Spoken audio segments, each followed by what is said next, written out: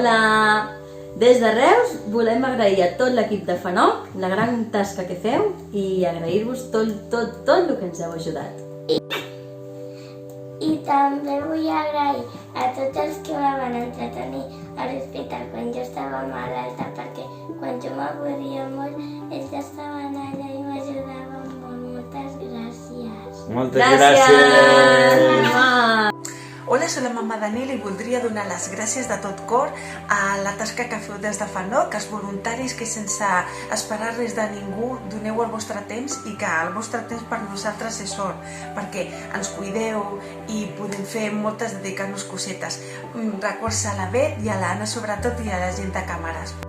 Gracias en mayúsculas a FANOC por todo lo que habéis hecho y estáis haciendo con todos los niños y niñas que están hospitalizados en el Hospital Vall d'Hebron. Gracias por hacer de la sala de juegos un sitio donde los niños realmente se lo pasan genial y qué mejor manera que verlo en nuestro caso, donde nuestro hijo dice que le gusta ir al hospital, al metge que le agrada. Muchas gracias de verdad por todo lo que habéis hecho. Hola, soc Marc. Hola, soc Irene. Volem agrair a la Casa dels Xuclis i a les voluntàries i voluntaris de FANOC per tota la seva tasca. Nosaltres vam estar vivint a la Casa dels Xuclis a finals de 2013 perquè Marc li van detectar càncer i vam estar com a casa. Així que gràcies per tot i una abraçada.